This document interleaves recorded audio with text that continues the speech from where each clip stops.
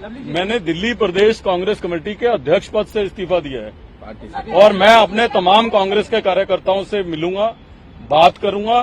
कहीं किसी पार्टी को अभी ज्वाइन नहीं कर रहा।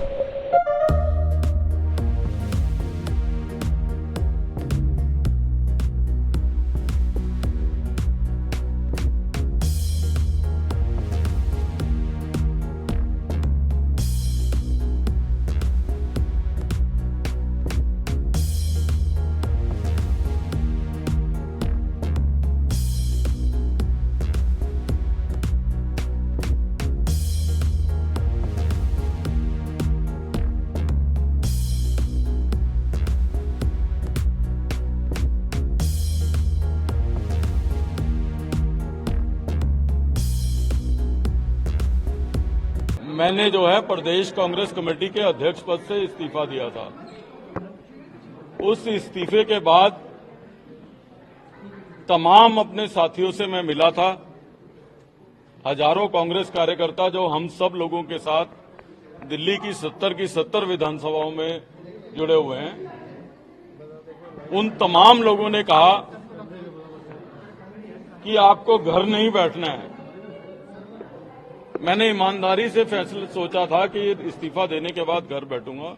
उन तमाम लोगों ने कहा कि आपको घर नहीं बैठना है, दिल्ली और देश की लड़ाई को लड़ने के लिए एक ऐसी सशक्त पार्टी में जाना है और उसमें दिल्ली के लोगों की लड़ाई जो है आपको लड़नी है।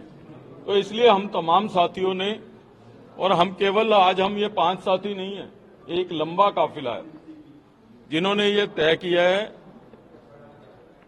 आने वाले समय में आप देखोगे कि नरेंद्र मोदी जी, नड्डा जी, अमित शाह जी का धन्यवाद करते हुए हम निश्चित रूप से दिल्ली के लोगों की लड़ाई भारतीय जनता पार्टी में रह के मजबूती के साथ जो है हम लोग लड़ेंगे। आज प्रश्न ये है, मुझे बहुत सारे मेरे साथियों ने कहा कि आप पहले भी कुछ समय के लिए आए थे फिर चले गए। मैंने कहा कि 18 वर्ष की आयु में मैंने कांग्रेस पार्टी ज्वाइन की थी। ठीक बात है कि बीच में कुछ समय के लिए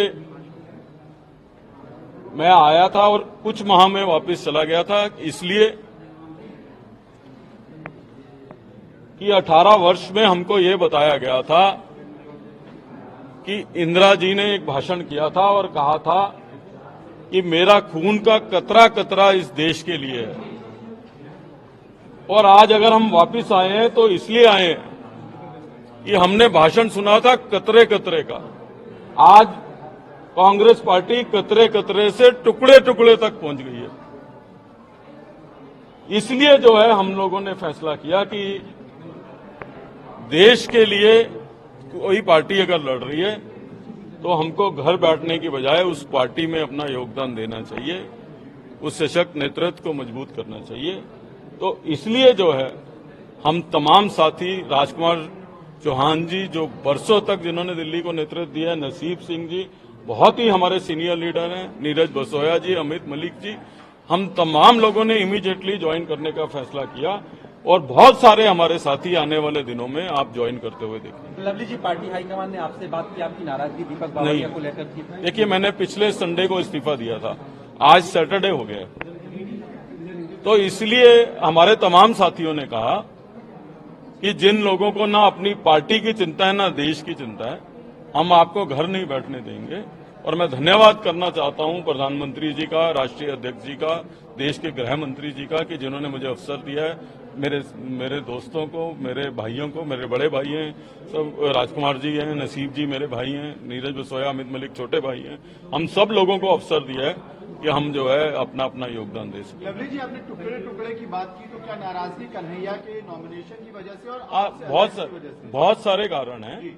मैंने ये कहा, मुझसे जब किसी ने पूछा कि आप पहले भी आए थे और वापस चले गए और आपने ये कहा था कि आप अल्प समय के लिए गए हो और फिट नहीं हो रहे हो, मैंने बताया कि मैं 18 वर्ष की आयु में कांग्रेस पार्टी ज्वाइन की थी, एनएसयूआई से ज्वाइन करी थी। तो उस समय हमको कहा जाता था कि प्रधानमंत्री जी ने भाषण किया है, इंदिरा जी ने, कि मेरा खून का कतरा कतरा इस देश के लिए, तो कतरे कतरे से टुकड़ों टुकड़ों तक आ गए हैं।